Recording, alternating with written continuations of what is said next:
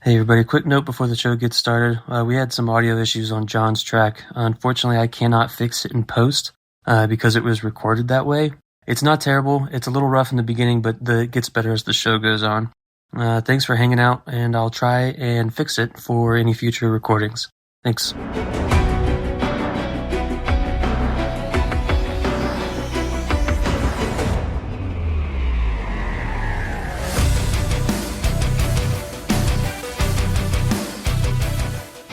Hello, everyone, and welcome to the Scenario Showcase number 2.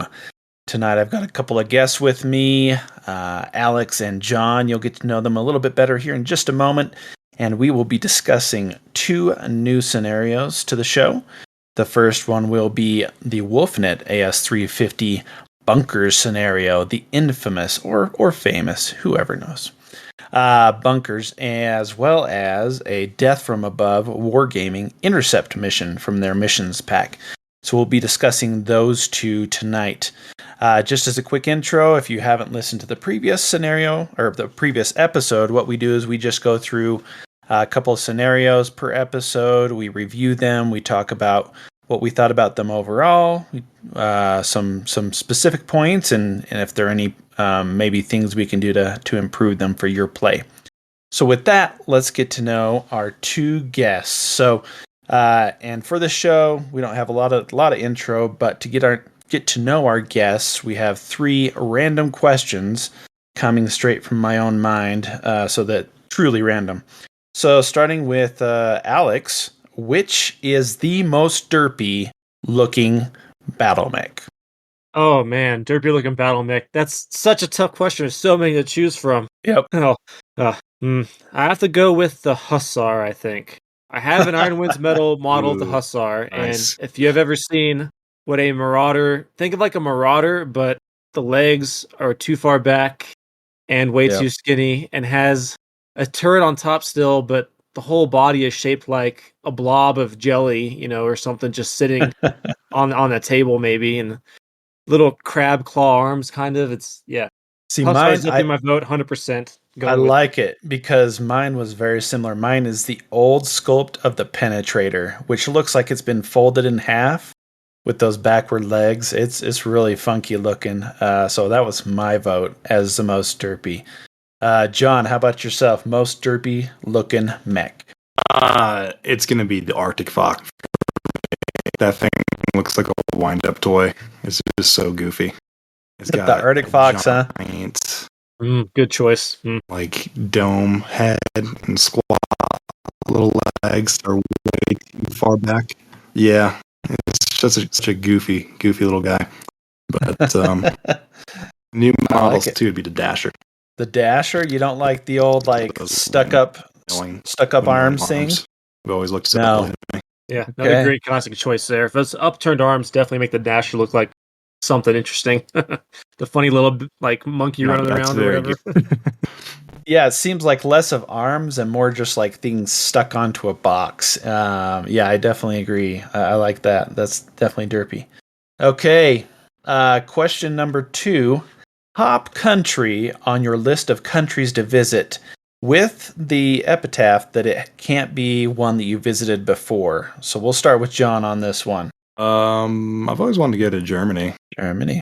Okay. It's a lot of fun. A lot of my friends have been there, Rick. Cool. I like it. Little bit of Central Europe there. How about yourself, Alex? I'm going to head down south a little further. So there's lots of countries I like to visit, but the one that's been on my mind most recently, I think, is Italy for some reason. Okay. I don't know, something about the geography, it's just a peninsular island with, a few other islands, and, of course, there's all the food. Lots of racing stuff out there for people that like motorsports and stuff like that. And yeah, lots of great skiing too. Seems like a lot of stuff that'd be interesting to go check out. Yeah, no one ever goes to Italy. I mean, yeah, it's not a popular hotspot at all, right? I've been to Europe before, just never made it to Italy, so that's one on the list for sure. Yeah, my personal one is Ecuador because I just kind of looking into it a little bit. It has a lot of different kind of geographic zones that have different. You can go from a beach to a high mountain pass with a lot of snow down to the Amazon all in one day. So that kind of interests me. That was my answer. Okay, question number 3. We'll go back starting with Alex. Favorite flavor of potato / tortilla / corn chips. What's your favorite chip? Ooh. It has to fit in those categories, right, huh? Do pretzels count or no? Nope, sorry, pretzels are out. It's got to be chip form. All right. I will go with the La Favorita brand tortilla chips. I think they're made in Centennial, Colorado, or Commerce City, Colorado. Somewhere up near in the Denver metro area they're made, but they sell them in local King Supers. That's like the Kroger brand grocery store in Colorado. They sell them over the place. They're my number one buy for when it comes to tortilla chips for dipping. La Favorita. What flavor? Or they just have one flavor? They come in white corn and yellow corn, and I'll go with the yellow corn. Nice. Okay.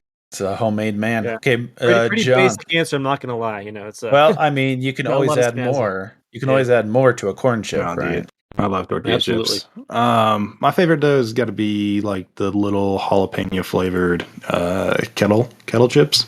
Those are so good. Mmm. Yeah. Or Yummy. Like the Boulder brand, sticking with the local brand. it is. I don't Yeah. know. It's got like a white and green bag. So Alex and I representing Colorado tonight on the chip front. All right, I like it, John. Yeah. I'm a straight up just Doritos man. I love Doritos, and my favorite flavor currently is probably there's like a barbecue type flavor. I really like it. It's good. But before that, it was some sort of hot wings flavor of Doritos, but they've discontinued it. Tears from my I have eyes. a Very nice. question for you, Matt. Are you Yeah, hit me. Doritos finger licker or finger whipper?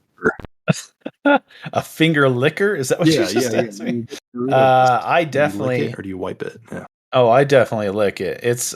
That's what I'm there for is the flavor, and I'm not going to leave that flavor on my fingers. Wipe that off. That's money down the drain. It's the only way to go for sure. Yeah. I mean, my grubby little fingers doesn't matter. It's all good. Why, John? Are you a wiper or a washer or something? What's going on here? Yeah, what's going That's on? a good question. I think my wife would want me to be a wiper, but I'm definitely a licker. Yeah, there we go. All okay. right, my man. That's fine. Exactly.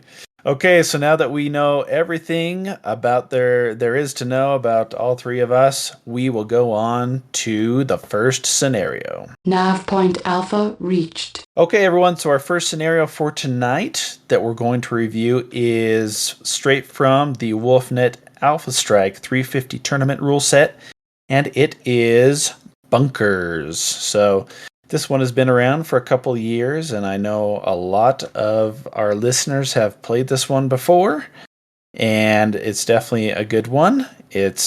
I'll spoil it. It's not my favorite of their packet, but some people really like it, so we'll kind of get into it. We kind of have a little bit of some questions about each of these scenarios, and the first one is, did you enjoy playing this scenario? So we'll start with John. Do you like this scenario? Is this one that you enjoy playing? Actually, this is one of my favorites from the Wolfnet packet. So I really like the tension of having to know when to go on the offense or when to stick to defense. It's pretty fun. Okay, cool. Alex, how about yourself? Where does this do you like this one or not? What do you like? Yeah, I absolutely like this scenario a lot. I think I've played it 3 times total. Once against Brian, he's one of the local players down here. Once again, Valhalla Club's very own Ben Kleinfelter at David's house a year ago or so. And I think once also against Chandler from On the Order of Battle Mechs and Charlie Company fame, orange shirts, taco trucks, all that stuff. But this is definitely I think a more please scenario for me. I'm a big fan of this one. Yeah. I don't know. I think one of the things that kind of throws me off about this one is that in this one you've got kind of a subset of units that are particularly stronger for they don't really. It's kind of like they've got a superpower, those infantry that can enter into the building. Oh, so I guess we should describe it slightly. But for those of you that haven't played this, each player has 3 of their own bunkers. So there's 6 bunkers in total, and the bunkers have 20 health points, I believe. And it's 20. Okay, and so you basically are dividing up this 20 damage into the 4 points that you can earn for this scenario.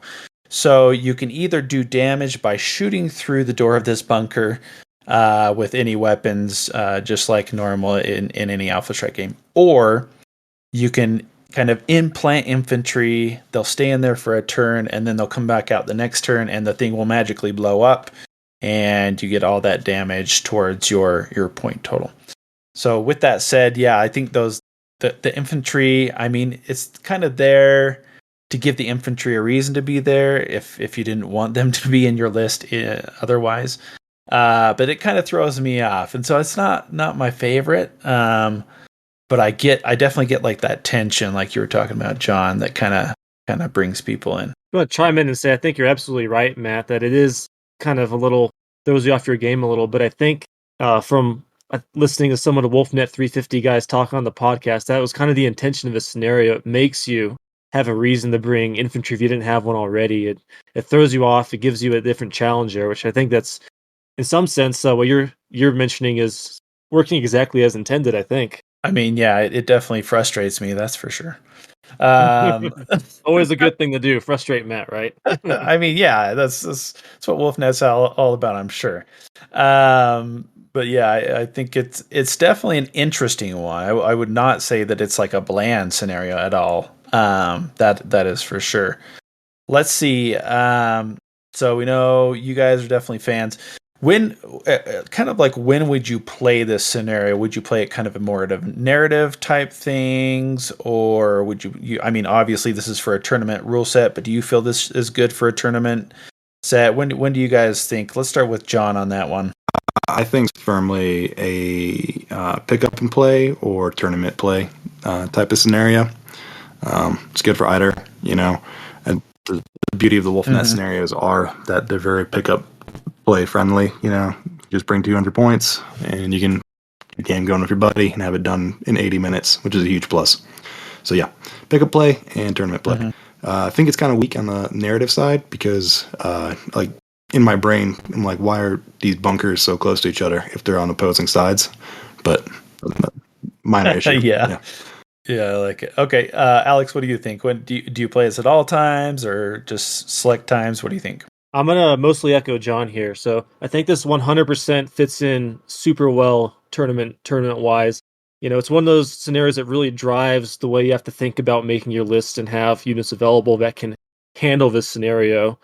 There's a few of those in AS350, and this one definitely, I think, stands as one that, some of them you kind of group together as you have to drive your list towards this, but this is one that I think stands very far apart from the rest that makes you think about things in a different way and prepare for. Yeah. I think it's a little less good for pickup.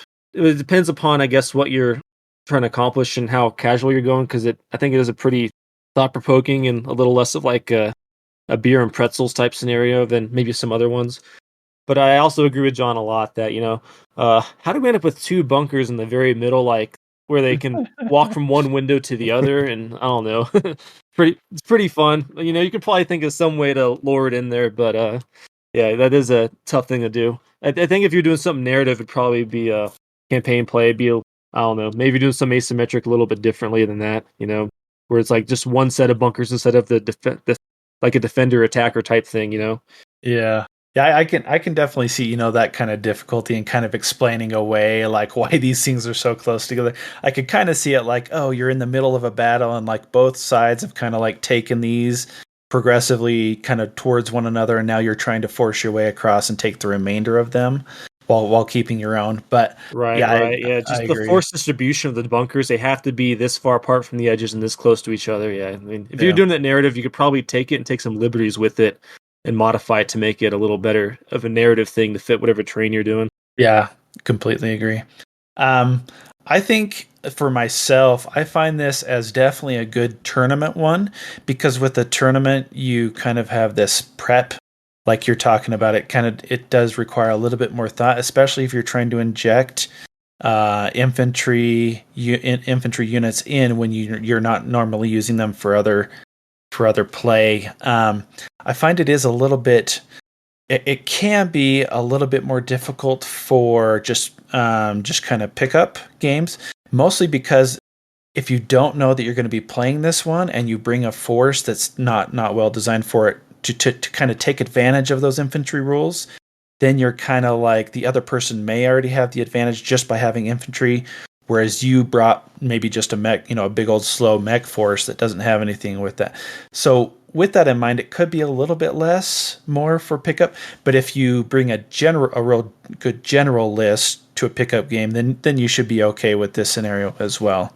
It's super fantastic point there, because I mean you have to do 15 damage into a bunker to even get an objective point, right? So yeah, like that's several turns of shooting with a mech, or one turn of shooting with all your mechs, right, into a bunker, and you have to get in a very odd position to even get there to hit the open door where you can do that damage without infantry. So Yeah, super good point, Matt. as an aside, I I feel like go ahead, bunkers John. is one of the scenarios in Wolfnet that you have to like benchmark your list against. Like any list I make, any combination of 200 points, I make sure like, hey, can this do 20 plus damage in a round if I need to shoot at the bunkers? Yeah, I definitely. Like you were mentioning, Alex, the positioning of the doors, you basically have to be within this little kind of like box in the other player's area to be able to shoot into that door if you're not just like hurrying and dropping off infantry. So yeah, you're like, it's a real risk to go. But there, I mean, it's like I do, like John, you mentioned the tension, and I definitely get that tension of like, how much do I go with, and how much do I reserve for my side to protect my bunkers? So, yeah, for the tension thing, I do like this scenario for sure. Let's see. Our next little question is kind of the replayability. Is this like you would play it once in a while?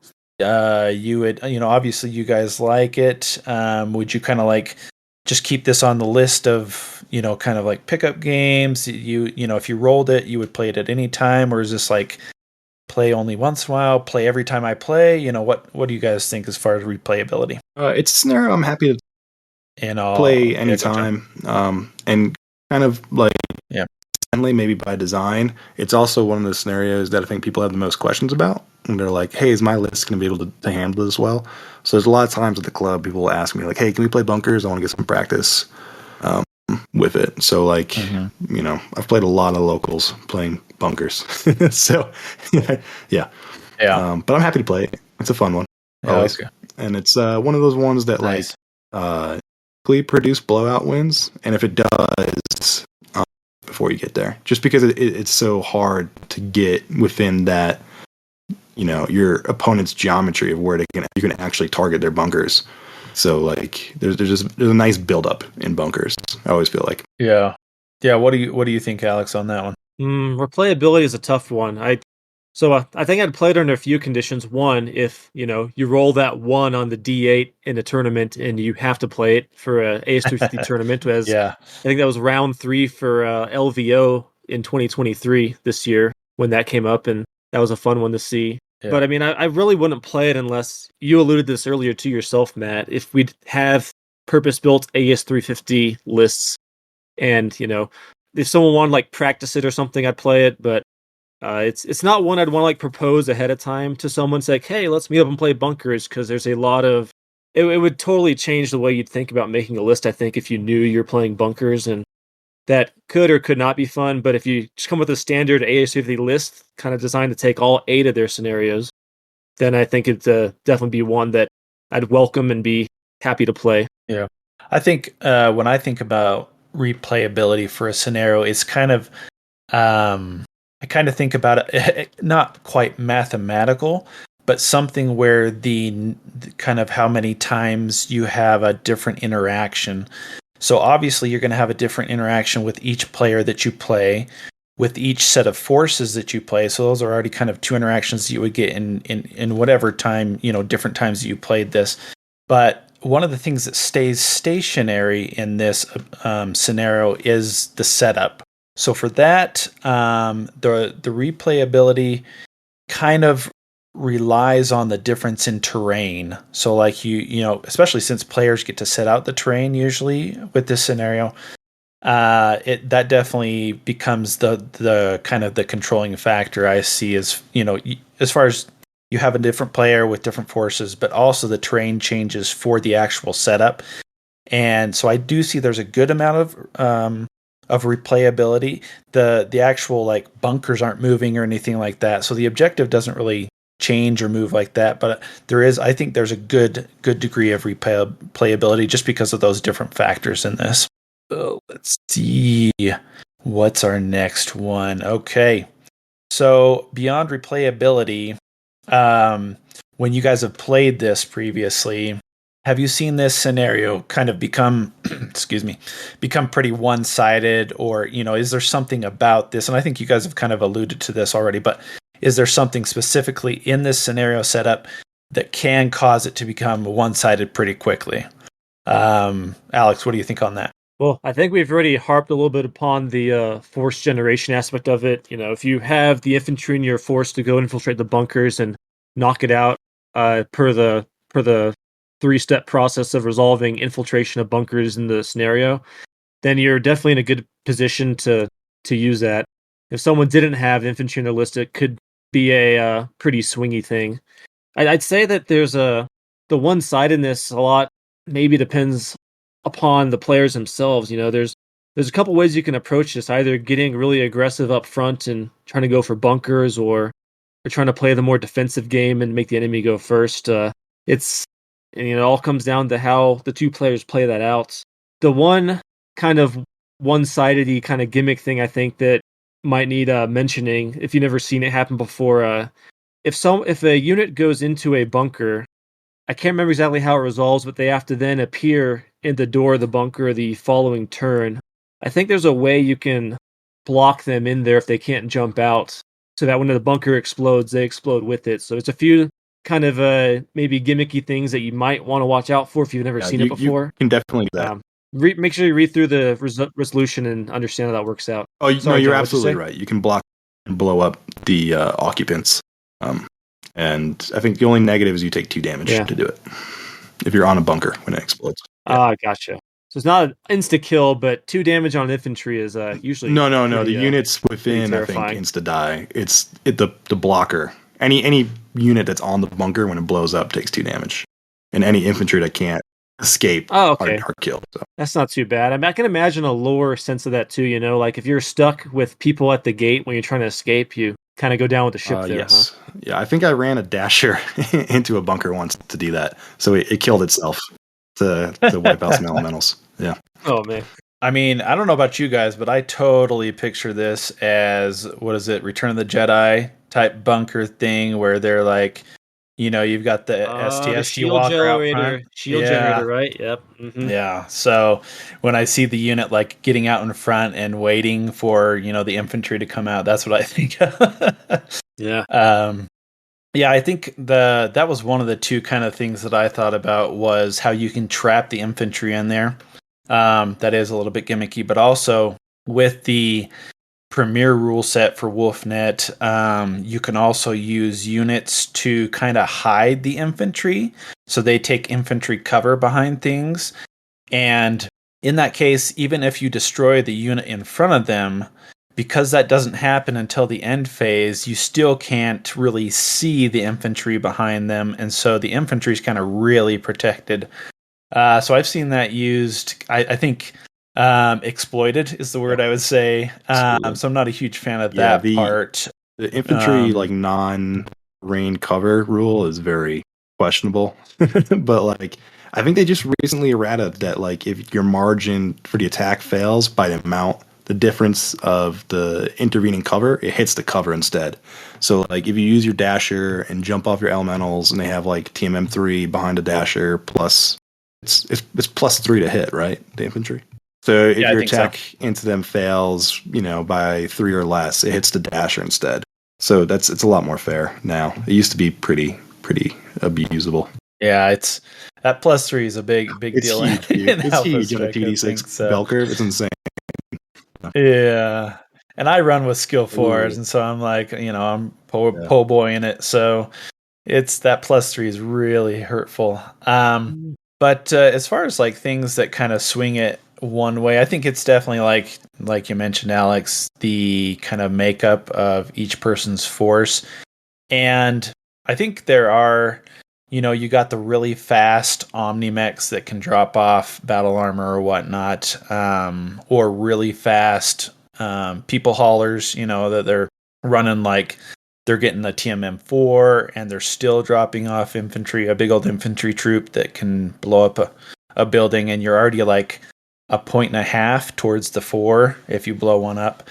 So I think it's actually one that I for one reason I do like is because it really drives people to go for the objectives rather than to just be deathmatch, which is in my book awesome, because yes. that's what Wolfnet I think is one of its strengths, is that the objectives are there's so much reward for going for the objectives in some of the scenarios. So I really enjoy that as well. Hey, let's see. Our next little point of the review is, what would you guys, if you could, kind of homebrew it, what would you change about the scenario, or what might you add to it to make it even better? Let's go with John. It's a minor thing, but I would make so that you cannot enter a bunker on turn 1, just to slow the game down a little bit, because already the Wolfnet scenarios really encourage you to take some speedy units, and it can kind of get out of hand. I feel that about a lot of their scenarios, actually, that they should not have scoring on turn 1.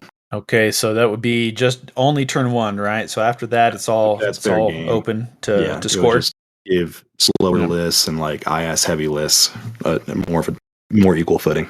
Mm-hmm. Okay. What about you, Alex? Anything that you would change or try out? It's really hard pressed for me to think of things I want to change with the Wolfnet scenarios, because I know just how much playtesting they put into things, and there's probably all the ideas I have they've thought of before and thought of them not being good for a reason or another. But, I'm thinking through a scenario if you don't have infantry to infiltrate the bunker, or maybe they got killed off early or something like that, or trapped, whatever. It seems like so punishing to have to shoot through the doors and everything to get through something with a regular mech or vehicle to get any points on the board. So I'd say maybe something about lowering the points of the bunker slightly, but I'm not sure how the math would work out for objective points. You have to totally redo that or make the math harder, I'm sure, which isn't great for people that are maybe in round 5 of a tournament trying to do more complicated math. Mm-hmm. Or maybe change the angle at which you can attack the bunker. And of course, then that could be kind of lame if someone just stays on their side of the board and hits the mobile targets all day. So maybe make them have to be within medium range to attack from any angle or something, not just long range or something, right? So something to make lists that don't have infantry or the infantry got off earlier a little more feasible, I think, would be the only possible criticism I can throw this way. But yeah, I'm really happy with the way it stands as it is. Just to stay in my position one more time. Okay, so I've got some just random thoughts, and currently all the bunkers point to one central spot for the defenders. What if the bunkers all face to the rear, so that you it would make it more difficult to cover the entrances of all 3 at once with some massive, 2 massive tanks that have tons of armor and can just sit and become a turret. What do you guys think about that? I like where your head's at, but I don't think it would deliver the desired result. It, again, would just further emphasize speed for, list building. And on the defensive side, you can still plop a hill in the middle of your deployment zone and then put some woods on it and then put your little TMM1 guys on there and just let them camp. So I don't think it would change much personally, but. Okay. Here's another thought. What about, or what do you guys think about the number of bunkers that are out for each team? Do you think 3 is fantastic, or what do you guys think about maybe you have 4 and each one has 10 points, or you have 2 and they equal out to have the 40 points or the 4 points or whatever, each one's worth 2. What do you guys think about changing the number of bunkers? You bring up a really interesting point. I'm kind of thinking through some of the late game choices you have to make in bunkers. I think a lot of people that have played this a few times have been in a situation where maybe they kind of got on the good end of things, and they've got the opponent down to 2 bunkers, destroyed, 1 bunker left for the opponent, and they have a choice. Well, do I want to go for the kill on this one unit that's left, or do I want to try to keep that enemy unit alive and go for the bunker that's left? Because if you have only 2 bunkers destroyed and no other damage on bunkers, that puts you at, I believe, It's 2 VP. Yeah, because you'll have done 40 points of damage. yeah, it's 2 Yep. VP, right? So you have to make a choice. Do I want to try to go for that 3rd bunker and max out my VP, or do I want to just go for the kill and end the game and let him possibly turn something around when I've got the table almost done? And I think maybe Matt's idea of changing up the number of bunkers or distribution could possibly do that. Maybe make that decision a little less hard, but maybe the hard decisions part of the fun of the game. So, yeah. Mm-hmm. Yeah. I think, I mean, a good scenario should make you make decisions, right? I definitely see that, and whether it be at the beginning or at the end of the scenario or whatnot, I see that as a strength here for sure. Here's another thought, another idea. What if you gave the bunkers some sort of defensive measures? So like they get like they just have a short range 2 or something like that, where they can actually defend against the infantry that are trying to enter it. What do you guys think about that one? I'm a bigger fan of changing the number of bunkers or their deployment. I mean, I think even like going back to your second point, even changing the geometry of the bunkers so that they make like a right triangle. So you would have just like one flank would have a forward bunker and 2 in the back. And then you and your opponent would kind of play diagonally across from each other, would have a big impact on gameplay. But giving the bunkers guns, I think, starts running into issues of like you're adding complexity, and you have to ask yourself, is the complexity that I'm adding an equal amount or greater amount of fun? And I guess that's kind of what I'm wondering about. What do you think, Alex? I think I agree with John a whole lot on this. The one caveat I'd add is, let's say that I do want to pull something like this out or modify it maybe slightly for a narrative type game. I think it'd be great to set something up with my little purpose-built AS-350 bunkers, and he's like, oh yeah, I know what this is, when my player is playing in my campaign and trying to go for them, and then all of a sudden, guns come out at the end and start blasting away. I think that'd be actually a really fun idea to kind of really surprise someone that's not expecting that after seeing the scenario in AS-350 and knowing that that's not part of it. But I definitely agree with John about, it's an 80-minute ideal scenario length for AS-350 tournaments, and I think adding the complexity would slow that down a little bit. Yeah. It was just a thought, and now I'm thinking, what if you could put your own infantry in your bunkers? Kind of like a what do they call that? Where you can go inside a building and be in a building. Could you put your own infantry into these bunkers and then have them fight out? But it definitely would slow down the ability to destroy bunkers with infantry, but you could still fire in and cause the damage from the external shots with weapons. I don't know, just some thoughts that I had.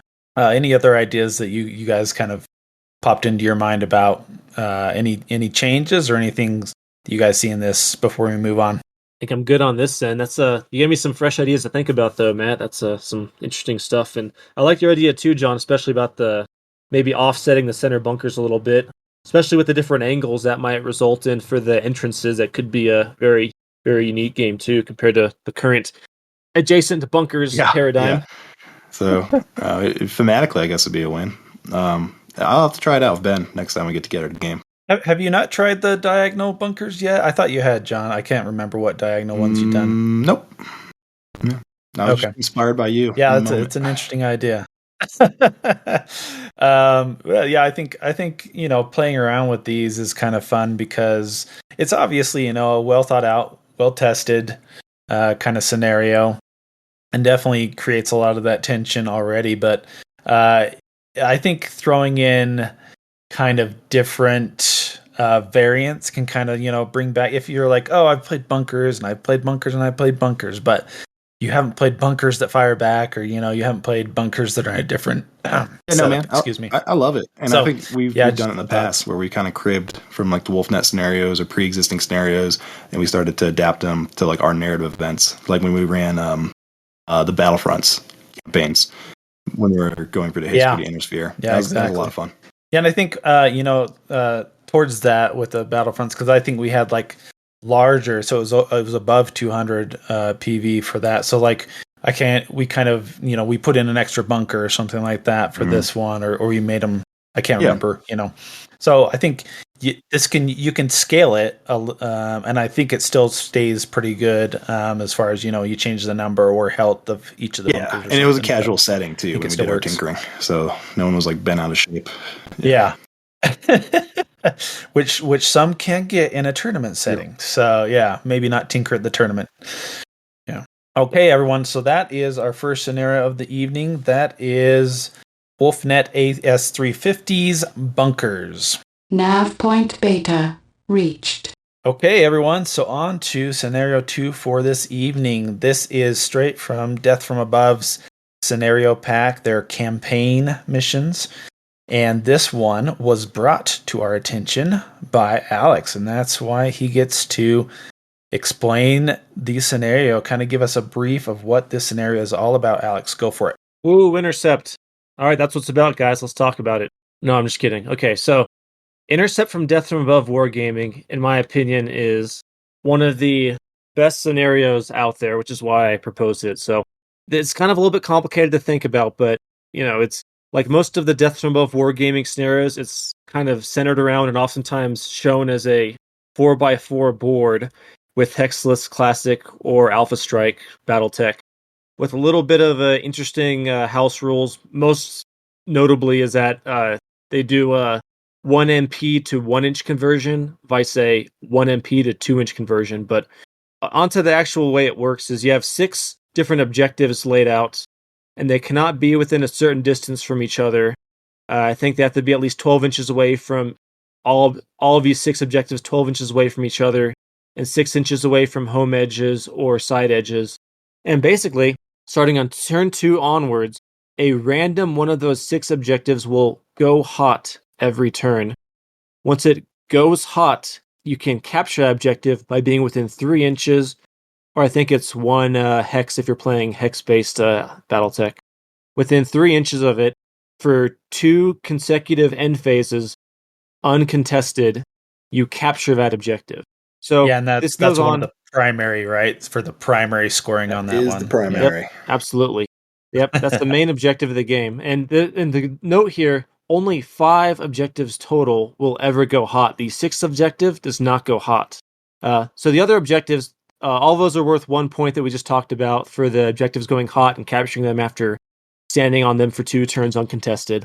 But you can also gain objectives, 1 objective for destroying an enemy unit, and 1 objective also on there is 3 points if you have the perfect timing capture. In this case, it would be if you were to score 2 objectives in the same turn. And of note, this was not a part of Intercept when it first came out. I have some of the old PDFs still, and this is a newer thing they added in. But it's quite an interesting feat, a little hard to do. So that's, I think, why it has a little bit of a point premium. You guys want to circle back and get anything I missed talking about the objective or about the scenario?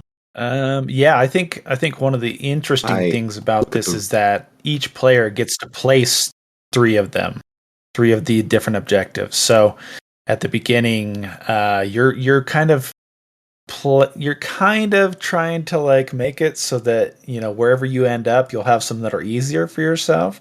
But then the defender gets to choose which side of the board they're going on to start, and then the attacker's on the other side. So it's an interesting kind of like pregame where you're kind of trying to set yourself up for success, but then maybe the other player, if you're the attacker, maybe the defender's like, oh, well, I want this side of the board because he set me up really well. So when I played it, I thought that was kind of an interesting pregame. John, you had something? Oh, I had to review the page. I had it wrong that the 6th objective is removed, but I guess that makes sense because it prevents ties. Yeah, yep, absolutely. Yep. Yeah, so you're only going to end up with 5 of these primary points, and then if it's a tie, it goes to the secondary points, right, Alex? Well, yeah, that I think that is true. Yeah, I think that's true. Because you only have 10 turns to finish this scenario. After 10 turns, whatever the score is, even if someone hasn't gotten the 3-2, you could still have a primary tie, but then it would go to secondary points to see who wins then. Yeah. You need to score at least else? 2 primary objectives or the entire thing's a wash. Yeah. the primary points at least, then it would just go straight to secondary again, right? So I think that if you have to view this scenario sometimes in the context of the Death of Wargaming's overall campaign rules. I think that all of those mission objectives count towards the victory point counter. And I think that the victory points, whoever has the most is considered the winner. Of course, with the exception listed under victory conditions there that John just mentioned. If no one has at least 2, then it's considered a draw. So I think that all of them actually do count equally, but that's something I'm going to spend the rest of the scenario pulling up PDFs here to try to figure out what the actual answer is, huh? Yeah. I think it's used as a tiebreaker, is my understanding. Yeah, because I know they have the kind of the levels, kind of the disparity between the two scores is like the level, like, major victory, a minor victory, draw type thing like that. It is confusing though. Right, yep. So I went and pulled up their campaign rules, and, states objective points that, there's nothing that differentiates the secondary and primary C in the objective and objective points section. And then the margin of victory is dependent upon... let's see here. Yeah. Searching. Anyway, we don't have to keep talking about this too much. Decide with your opponent how you want to play on the secondary objectives, I guess, before you start is what I'd say. Yeah, well, if all points were the same, I played my son on this scenario earlier today, and I lost 3-10. So, yeah, it was a bad day. Right spanking for you, huh, Matt? Yep. Letting the kid kill not your stuff. too uncommon. Yeah. Trained a good mech warrior there. Take it easy on them. It didn't take much letting. Okay. But it was good. No.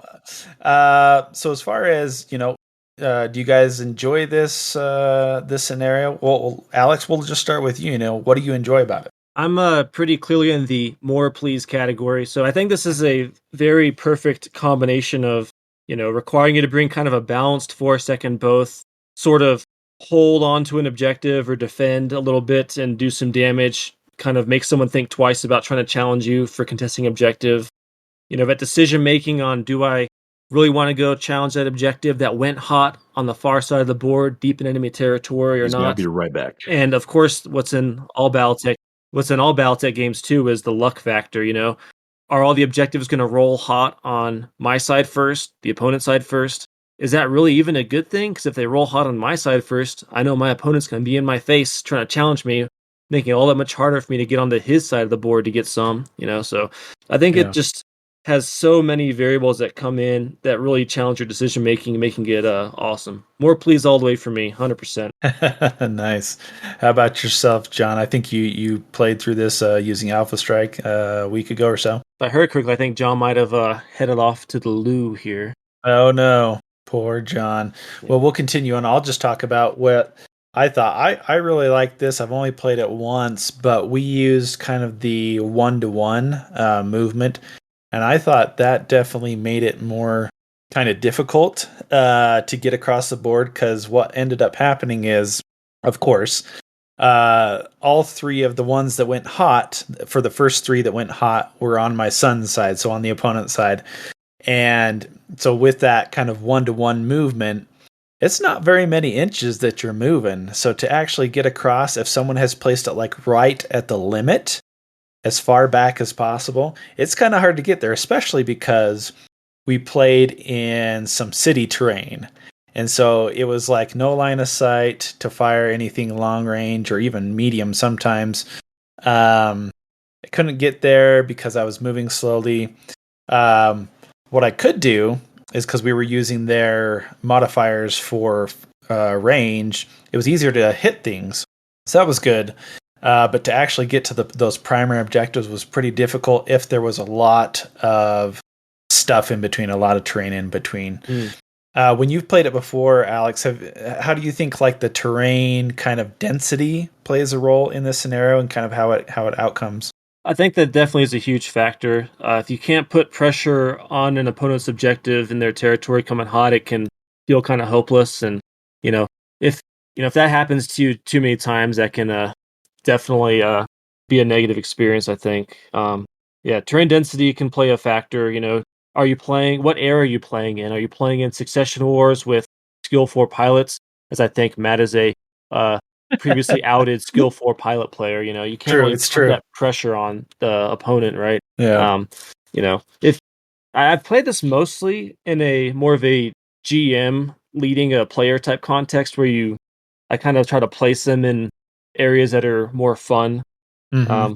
I think I've played it once, or played it twice with 4x4 Hexless Classic, once with Hex-based Classic, and once in Alpha Strike, and had a lot of fun all around. I think the only time I played as an adversarial, like we actually going to place them, was the Hex-based Classic format, which was a little bit different and maybe cut down on some of the pain you're talking about.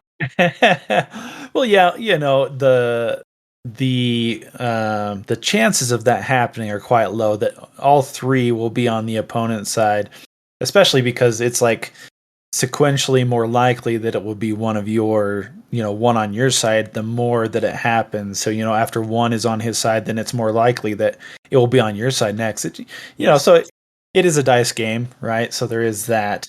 But I think there are, some things to think about when you think about this scenario. Like you mentioned, you played this as a GM a little bit more, so you're the one placing where the objectives are. And I think that has a lot to do with it, like how much you can kind of place those in locations that are accessible to both sides rather than only accessible to one side, and it comes down to whoever rolls the better. So you're not relying on just like kind of somewhat random chance. I mean, you're obviously your unit choice is involved, but there is that chance that, Yeah, especially if Matt, what was your fastest unit whenever you were playing this map with this scenario with your son? Yeah, so I had some pretty quick units actually. I had a Viper and I had a Spider. So I mean, those are both moving 16, but only moving 8 because of the 1-to-1. Mm-hmm. And then they're obviously not the strongest of of units. And so with the placement of my son's kind of objective areas, they were right back in the back surrounded by buildings. And so it was like, well, I can jump over to these and try and like at least get within 3 inches, which would be really good. But he kind of surrounded them, and it just happened that they were the ones that came hot, and so he was already prepared to kind of defend them. So it was kind of like chance played a role in my particular experience, but overall there is some luck or some chance that goes into it just because it's dice rolls. Yeah, so I'm doing some quick math here. So I think the furthest away that he could place an objective, your son, if he's just trying to be mean to his dad and be as hard as he can, is 42 inches away from your edge of the board, right? Yeah. But then if you're within 39 inches, you can actually contest it. Were you playing with sprinting rules by chance or nah? We were, but I didn't utilize sprinting. So, yeah, I could have sprinted. That would have helped, but it still would have been So it takes you at least 3 turns to get there, right? So so that's the thing is like he already had 2 units right next to the first one that just happened to go hot, and so he had kind of already had it guarded, and so it was like you could have theoretically gotten a Spider at sprinting 16 inches or a Viper sprinting 16 inches on the 3rd turn to contest that first one that went hot on his side, but you just chickened out, huh? No, I'm just giving you a hard time. No, it was like and this was part of it because I thought, oh, one went hot over there. It'll most likely have one hot here. So I wanted to use my quick units to just get objectives, right? And just like have them hop around and get TMM4. But of course, none came hot on my side, and so like my fast units were kind of wasted there. Whereas maybe I could have gone straight over there. And that's maybe something I would do in the future is just like immediately send out a little pack of lights or something like that to go towards whatever one goes hot. Yeah, you're like quick response force, whatever. They can go and just contest it and break the capture, If you can break that second turn capture where they're about to capture it, feels great. I can imagine. You have to do a whole nother 2 turns. And shout out to my boy Jake too. Once upon a time, he accidentally moved a unit off one he was about to capture, totally uncontested, and like, oh crap, I got started over again. Dang it! Like, pretty fun scenario there. He helped you out there. Whoopsie daisy.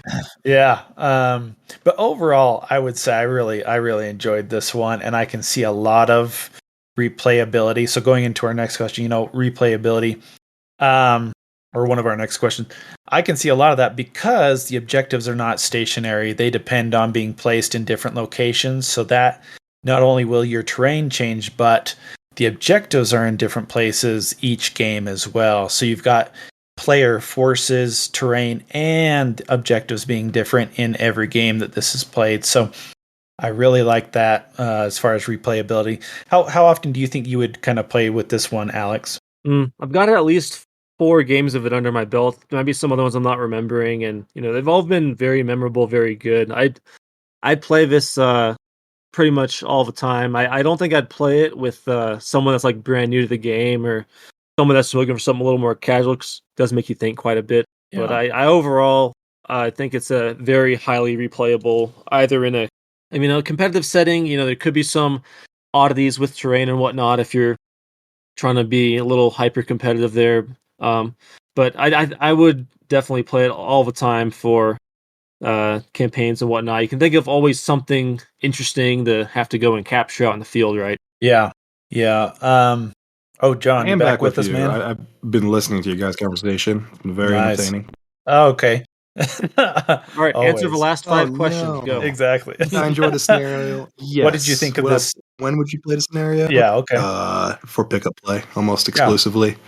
Replayability of the scenario? I wouldn't mind playing it every now and then. I think that's where we're at. We're at 3, right? Yep. Yeah, so I think for myself, I could see it. I definitely see the narrative angle because as a GM, you could use this as one, but I would kind of make it less of a both sides have equal access and more of a kind of an unequal, attacker defender where maybe it's some sort of something for the defender and the attacker has to go and take it or something like that.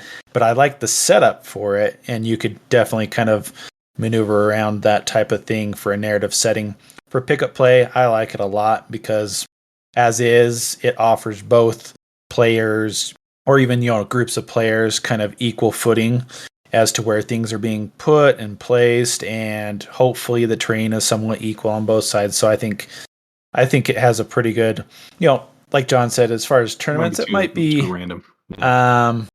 It could be because you do have that dice roll aspect to it where the luck, you're kind of like disadvantaged, not for anything that you did, but for something that, and that is, part of dice rolling, but you weren't the one rolling the dice or whatnot, it's not really completely in your hands that way. But yeah, I could see something like that being, not the best for some tournament situations.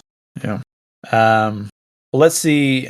We kind of maybe somewhat mentioned some of these things, but is there anything about this scenario that you guys think could make it like go pretty one-sided pretty quick? Yeah, I just mentioned I didn't get anything hot on my side for the first 3 turns, and then there was only 2 left that were kind of accessible to me. What do you think, John? Was just going to echo what you said. Basically, where if you place objectives well or poorly is a big factor on how the game turns out, and the order that objectives activate in is a big factor on how the game goes too. So both of those things on one side. Yeah, agreed. Alex, what do you think? Anything that kind of from the scenario standpoint could benefit one player versus another? Yeah, the word "could" in that question tells all it is. Like, yeah, absolutely could become one-sided if, all the objectives that are easy for your opponent to get go hot, and they can set their nice little sniper nest and keep you from approaching them, this is the way the camera is set up. It's definitely could become one-sided, which, as you alluded to, I think is why its place should not be in tournament play, but in either a campaign thing or maybe you just want to set up as a casual thing instead. I will say, those games where, if you were doing it for tournament too, you'll have some games where the luck will make it become one-sided and they'll be over quick, but you'll have some games where it's going to go to turn 10 because it got that crazy, right? So yeah, It definitely can become one-sided. Yeah, and I think actually, thinking more about, if the primary and secondary points are equally weighted, which we were not taking it to be that case. If they are equally weighted, then I think that things becoming hot becomes less kind of weighty itself, because there are other ways to get points other than just getting those primary objectives. That's right, you just murder your opponent. But it. Ooh. You bring another great point, though, right? Because what if you don't have an equal number of units, right? Like, someone could just clean off my 10 field medics I bring or something, some cheese ball, and then they get 10 victory points all of a sudden, right? That's gross, man. I think this is really designed around having an equal number of units per side, or equal number of units you want to count as scoring for that metric, or that can capture objectives. I've played it before where you say only like mechs and vehicles can capture objectives, but not infantry, when someone brought infantry and the other person didn't. But I think having that equality there is very important, especially with that, if you want to take that secondary objective victory point as equal face value as capturing objectives. Yeah, with that in mind, does that kind of inhibit its ability to be kind of brought out in kind of pickup play, where you kind of already have to have a certain number of units that you're kind of agreeing on beforehand? Just thinking about that, because I played my son and we definitely said, okay, max is 8 units, we're playing with 250 PV type things. We already kind of like had it set before we started. What do you think, like walking into a store and being like, oh, well, I just brought all my tanks and infantry, that basically gives you opportunity to get more points than I can. Yeah, that's a good point. Makes it more of a semi pickup game, I guess. Although, I mean, if you think, depends on what you call a pickup game, right? Because you do a pickup game, you have to decide upon the parameters of your game. Set the parameter of your game as we will have equal number of units or scoring units, then done deal. But it does add another inhibitor to the pickup experience. Yeah, I gotta say, Battletech is pretty unique in my experience for being like a little unfriendly on the pickup side. It's like, okay, what rule set are we using? Okay, what level of points are we bringing? Okay, what era are we playing? It's like, okay, a little bit much. Yeah, yeah, I think, yeah, and it is kind of like, once you get into it, it's kind of like you get used to that and you kind of ask those questions. But especially coming from maybe different games and coming to Battletech, you're like, well, doesn't everyone just play in the same thing? Or, I just show up and play the scenarios, right? Yeah, not quite. So I think there is, that definite, like, I mean, some people can just throw together a force with what they've got on hand and it might equal out, but maybe there is a little bit of homework to do before this one. I don't know what other players' solutions are, and this is kind of an aside, but one local player I play with a lot, John M., he has a binder of cards for the units that he actually owns. And then in the front of the binder, he has like a little cheat sheet for like converting PV for like skill level. And like, he just has the cards. Oh, I'm sorry. In the binder are the little like Alpha Strike cards, and they've already been cut out and sleeved. So he can just like flip through his binder and be like, okay, I'm going to take this Viper. What variant do I want? Okay, it's this PV. Let me check my cheat sheet. I'm going to make it skill 3 and like increase PV by 7 or whatever. It's really cool. I, on the other hand, just like pick the units I use most often, and I just shove them into a small deck box from like Magic. So a little bit lazier on my part. Yeah, it's like your urban mech, your Arctic Fox, your Hussar. All right, time to vote off the island. That's it. Strike 2. You're done. Your Penetrator. No. To your point, John. Yeah, I've played with John M, and I do like that aspect. And actually, I think it plays well into the aspect of BattleTech that we're, what can I say, slightly less anal retentive about, like what you see is what you get. So like proxying is pretty okay in BattleTech. So I think in that case, as long as you have, for Alpha Strike the cards, or for Classic, or for what was Destiny by DFA, if as long as you have kind of the sheets and information, then the actual minis is kind of the easier part. I think with the exception of GW people, like I think the hobby as a whole has kind of moved away from the whole like what you see is what you get shtick, because it's just a pain in the ass, man. Yeah, I mean, there are many units that I want to play, but I don't want to haul around like a huge case. I know some people love the old like little extendable like travel bag type thing. They're wheeling it around and everything, but and if it was what you see, what you get, so Yeah, the PPC on your Timberwolf A isn't blue, so you can't play with Timberwolf A. It has to be I Timberwolf was gonna say Prime. that Thank you everyone very would much, modify their dasher to be a HK. dasher H. Be like, this is a 7 heavy small lasers. There you go. Yeah, There's a lot of great modding of mechs out there. A lot of awesome, kit bashing people do, but definitely not a requirement in my book. Yeah. Hopefully, not anyone's book. yeah, for sure. As far as any other things that I thought of about things that could kind of sway, I think I mentioned the terrain and everything, and how that plays a role. Also, the era I think really gravitates towards the faster end of things on this, especially if you're playing with the 1-to-1 conversion. Because Succession Wars trying to get across a map that size is pretty hard, while still retaining the ability to actually destroy things. So I would say at least Clan Invasion and beyond for this one, if you want to play it at the size that is recommended. But other than that, I think we played 250 PV each, and that seemed fine. I think it probably can scale this one, although you have to keep so much space in between each of them that maybe you can only scale it to a certain amount. But I don't know. We played on a. I ran it 4x4, as a multiplayer scenario with John and Max on a 4x4, and for the fun of it, we all had 400 PV, so that was a pretty big game.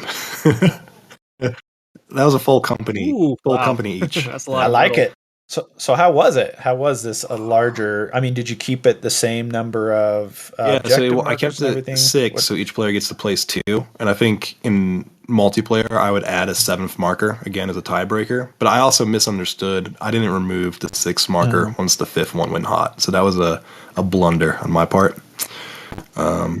That's probably fine with a 3-player free for all, right? That actually sounds like not a bad modification for what you're doing. And it was a lot of fun. Agreed. We accidental win for John. We the variants definitely came in where like the markers that John placed went hot first, and he just scooped them up while Max and I were blasting each other in the face. So like it was fun. It's just a bit random, and like the entire time I was thinking is like, man, like the objective placement and the terrain placement for this game that I kind of would want one or the other to be like fixed. Either the objectives are preset, or you the players like set up the terrain beforehand and then set up the objectives. Yeah, so going into things that we might want to change about this, that was kind of my thought, was maybe there needs to be some sort of control on this, like for 6, like 2 go in the middle of the map, and then the other 2 are kind of like placed wherever you want according to the rules, but maybe something where there's a little bit more access to both teams for at least some of the objective zones. That was kind of the first thing that came to my mind. Any other thoughts, John, about things you might change? It's really interesting playing a game where like capturing a scenario is permanent. That's not how most scenarios play out. Like you can always contest an objective. So that was kind of fun. I like that. Like the security you get as a player, and like, oh, I captured that. Like that's nice. In terms of tinkering, it's a terrain placement or objective placement. I think if you wanted to make the scenario more competitive, you would probably fix the zones. And like offhand, my idea would be like a hexagon that's centered on the middle of the board, and then each zone is equidistant from the center. Interesting. Yeah, that's a good idea. But that's about it. It was a fun one. Like it's great for casual play. Yeah. Alex, any thoughts that you've had about what you might change or add to this one? Well, I'm realizing now that both of you guys did this in Alpha Strike, not in Hexless Classic Battletech. So I'm thinking through a scenario that you were going through, Matt, where you're, that objective went hot on the other side of the board. Maybe I could get my Spider or my Viper there in time to contest it. But he's got 2 mechs that maybe throw like 4 damage at short range or something sitting there. So I'm going to get nuked if I do that. Yep. Well, if you do this in Hexless Classic, that same Spider that you get over there will probably survive a little bit longer just because, the way that Classic and Alpha Strike work a little differently there. So those risks that you can take where you want to really challenge an objective with a light mech and go into some danger, you have a higher chance of surviving that in Hexless Classic, which is how I believe that the Death from Above Wargaming guys first thought of this scenario and made it happen. And I've played it mostly in Classic myself, which might be why I have a little bit different view of it than you guys do in Alpha Strike. So I guess to change things, I think that maybe it doesn't work out quite as well in Alpha Strike, and the changes you propose in Alpha Strike would be some really solid changes to help bring some of that back in the balance better. But I don't have any other changes myself to propose. I said a bunch of talking and didn't really answer your question. One for office. You got it. No, but I think it's great. It's great to have like a different, because this packet that they put out is for use in all the varieties, and so I think that's an interesting aspect to the whole DFA campaign system. I'm sure we'll review some of the other missions in this packet, but I just as kind of the first one, I thought, oh yeah, this is super interesting because they're trying to provide kind of a general template, and then you take it and plop it into whatever thing you like to play. So I really like that. Mm-hmm. Yep. And it technically does work with Alpha Strike, right? I do think. Yeah, it worked. Like, but they're not supposed to be the same game. They're not the same game. And they're not. And I think that the different experiences are definitely, they're definitely okay to have different experiences with each game system. For sure. In my mixed up mind, I was already like, oh, what if we did this? So what I was thinking, what if instead of it being a permanent thing, it was like a kind of like you captured the objective, but the objective wasn't stationary. It was like a type of an escort back to base type thing, where you kind of have to keep it going. I mean, it's yours until someone takes it from you, but you can actually move it. So there's a little bit more chance of your quicker units catching up with the other team, trying to like protect the team as it goes. The escorting, the VIP or whatnot. Yeah, and maybe limit the speed of whatever's escorting the VIP back, so you don't have like a dasher doing it all in 2 turns or whatever. It's a perfectly fair and legitimate strategy. Maximum of 4-inch move or something crazy. Yeah, that's a great idea. Yeah. Yeah, I think because then it's like it's more of the it's not like I sit in one place, I pick up the objective point, and then I'm free. I'm free to move about as if nothing had happened with that whatever unit captured the objective. So I think something to kind of make it so that it's more of a long-term type objective capture rather than just a short term and then move on. So like you're really investing this one unit into capturing it, and then maybe if you're escorting or whatnot, that you have to keep it, like John mentioned, maybe something to keep the objective, might be something to try out at least. This might be a separate conversation, but in my own like putting together casual scenarios for the game shop, I've lately been experimenting a lot with differing the amount of VP scored per objective. Like some objectives are worth more VPs than others. I've also experimented with having them not be scored every round. So like sometimes scenarios will only be scored, at the bottom of every even round. 2, 4, 6 with like an 8-turn tournament. So it's still not just like random, but it's just it's differentiated, spread out. Is that but the idea of activating scenarios randomly is pretty interesting. Like you could even is slightly more fair version, I guess. If you did have 6 scenarios, and in every turn, scenarios was double weighted. You know what I mean? But it's fun. It's something to think about. I can't imagine. Yeah, I really enjoyed. I can't imagine playing. Oh, go ahead. Sorry, John. Alpha Strike in a 1-to-1 conversion. That seems so slow. Like I know we're going way off topic, but like that is just mind-boggling for me. It was interesting. My son even mentioned, "Oh man, it's making my mind kind of go crazy because I keep thinking I can move further." And it just looks weird, right? So like your Wolverine can only walk 5 inches, so he's just like got like gum stuck in his hips or something. Like he's just.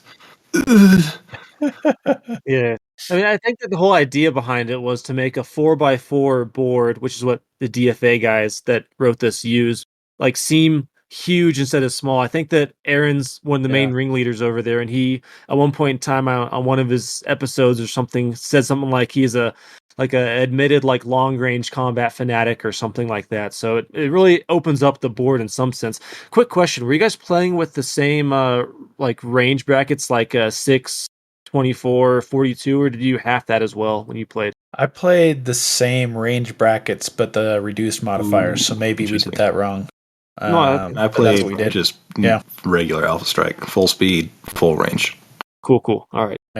Yeah. I mean, it definitely.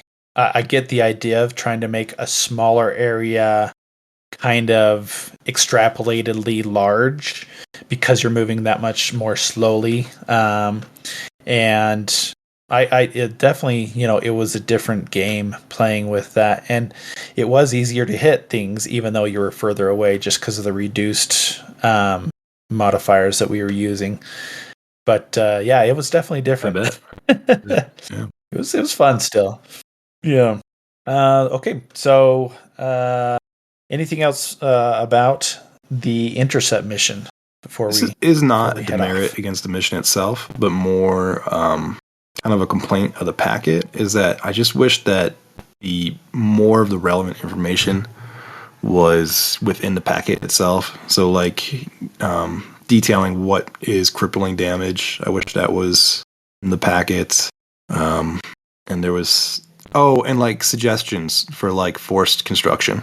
I just feel like those two omissions kind of hurt. So connecting the scenario, I guess, like overall, like the score in my mind, because like I wish that I knew what the designer had in mind, I guess. So kind of connecting their regular play packet with the mission packet or something like, or at least some sort of like relevant sheet, to QRS. The scenarios. Yeah. Because I could find the information, but it was definitely elsewhere and not included in the same packet. I mean, I really enjoy DFA stuff, but you're right, it is a little bit segregated in that area. Yeah. Anything else you want to talk about for Intercept, Alex? Yeah, so I came in this with a super high like A plus rating, but you guys have certainly given me some stuff to think about and pointed out some things I hadn't thought about for some of the, for lack of a better word, I suppose flaws with it or incongruities, things that could be a little hard to make it wrap around. I do want to think more about the DFA guys have in the beginning of their videos, some Comstar disclaimer, like the blue screen you used to see on VHS tapes about like, don't copy my tape. It's one like Comstar warning, like make it your own or something like that. It says, I can't remember what the point is, but this is definitely one where if you just pull out of the box without everything, I think you guys have pointed out some things that make it difficult. So I'd say just definitely converse with your opponent and make sure you're on the same page, same number of units. You have same expectations and all that stuff for this one. A little more disclaimer for that. And I think that's honestly like my biggest thing with DFA itself is that like they have such high quality like production value, and like I like the battle reports, but like they always have their own rules. So like sometimes I just can't get into it because I'm like, what's happening? Like why can he only shoot 11 inches? I'm like, okay. How are you hitting him on a 7 at 40 inches away or whatever, right? It's a struggle for me sometimes. Yeah, and they've definitely bought into their own suggestion to make it your own, and that is for sure. But speaking of which, we omitted doing our grades for our first scenario, but we'll start here. So you have to give an A through F. Yeah, exactly. Mm-hmm. I was drawing out, our listeners. Woo. Okay, so your grade for the DFA Intercept mission, starting with John. C+. C+. Okay, Alex, what do you got? Well, I could go on a really long speech about how not one size fits all, blah blah blah, but I'll just say A- instead. Okay, and that's what I also gave it. It was an A- because I really enjoyed myself, and I could see how this could be just slightly modified for each system and would still work kind of as given. So A- for me. Okay, and let's hop back to the Wolfnet AS350 bunkers scenario. Let's start off with Alex. What grade would you give bunkers? I'll give it a plain old A. I think it does exactly what it's supposed to do for exactly the purpose it's there for, and lots of fun all the time. A for me. Nice. Okay, A for Alex. Let's see, John. There's no J, so you have to give it an A through F for me for bunkers. Okay. A-, and myself, I give it a B+ because I've been too butthurt by it before. So, yeah, and that's perhaps my own. Yeah, I've been beat several ways. All the in listeners, bunkers, make sure to message it was Matt, probably tell him he's a all scrub. my fault. But tears. It's true. Okay, well, before we finish up, anything else you guys want to plug? Anything else you guys want to? Thanks for having me on the show, Matt. I always like talking about scenarios, and it's good to talk with you again, Alex. Team Navy over here. Yeah, we didn't get a chance to bring it up naturally, so I'm doing it now. Yeah, exactly. That's right. Something, that's right. something Rick ships and water. Rick over. Stuff. Yeah, right, that's it for me. Thanks, John. Alex, how about you?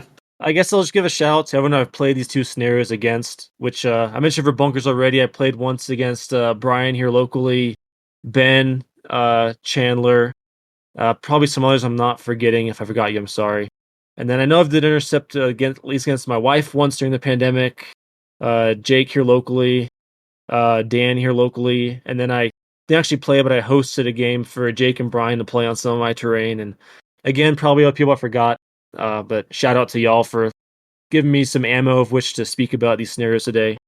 And shout out also for Matt for totally revamping LVO for this next time around. I don't think I can make it, but I'm really excited for what you've done for the thing, and thanks for doing the scenario deep dives. These are really cool. I think it'll help people out with trying to figure out what great scenarios are out there to play, and it's really awesome. Thanks for having me on. Thanks a lot, Alex. Yeah, it's been a lot of fun, getting actually scenarios ready for LVO, and there will be one quite similar to this one there for one of the events. So it's been really fun delving into these scenarios and what really brought it up was one day I went on Sarna and they have a scenario packet page, and I could not believe the number of scenarios that were, actual scenario packets that involved many scenarios for each one that were on there. So it's been great to at least delve into a couple per month and kind of give people more opportunity to say, oh, maybe we'll try this one out with our local group. So it's definitely been fun. Mission objectives complete. Thanks both of you guys for being on. Just last thing before we go here. Thanksgiving's coming up, and after Thanksgiving is this thing called Black Friday, I guess. For Black Friday and for kind of the holiday season, our sponsor, Aries Games and Minis, will have a sale, so you can save some monies on all the stuff that you continually want to buy that is BattleTech related over at Aries Games and Minis. So go check that out. He'll probably put up some sort of advertisement, but if not, go over and check out their website. We'll also have PDFs of both of these scenarios in the Valhalla Club podcast Discord within the channel for the scenario showcase. So you can check those out kind of in it'll be very kind of generalized type thing, and then we'll give links for where you can find the actual rules for everything. And last thing, if you are listening and you have this scenario that you love, or a scenario that you really don't like, or anything in between, definitely leave some sort of comment in the Discord. Let us know about it, and maybe you'll help us cover it in the near future. And with that, thanks, John. Thanks, Alex. And that is Scenario Showcase number 2. Thanks, guys.